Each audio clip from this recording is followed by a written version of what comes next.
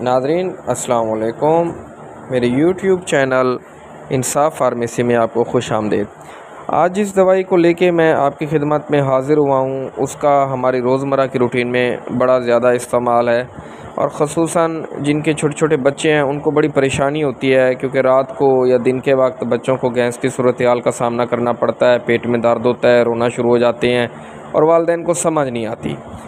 Issue ये है कि हम बड़े बंदे जब खाना खाते हैं, ग़िज़ा करते हैं, तो हम मूवमेंट करते हैं, हरकत करते हैं, जिसकी वजह से हमारी जो है गैस खारिज होती रहती है, जबकि छोटे बच्चे मूवमेंट नहीं कर सकते, जिसकी वजह से उनको गैस आंतों और मैदे के अंदर मौजूद रहती है और पीछे से मज़ीद गैस भी बनती रहती है, जिसकी वजह से उनको पेट का दर्द या गैस की सूरत हाल का सामना करना पड़ता है।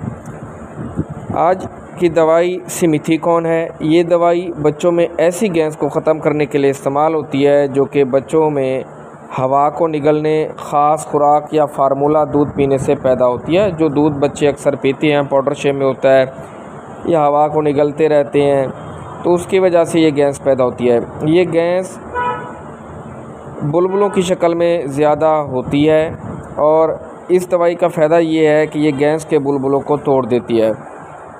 छोटे बच्चों में गैस की वजह से मैदे और आंतों में शदीद दर्द होता है, जिसमें सिमिथिकॉन बड़ा फ़ायदा देती है।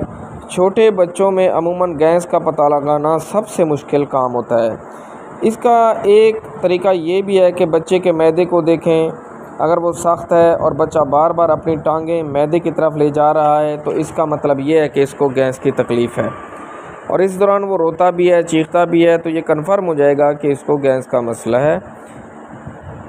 इस दवाई की रोज़ाना की ज़्यादा से ज़्यादा मिकदार 480 मिलीग्राम दी जा सकती है, इससे ज़्यादा नहीं देनी चाहिए।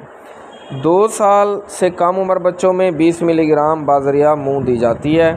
ये दवाई ड्रॉप्स, गोली और सिरप की शक्ल में मार्केट में दस्तयाब है। अमूमन बच्चों में इसको ड्रॉप की सूरत में ही दिया जाता है।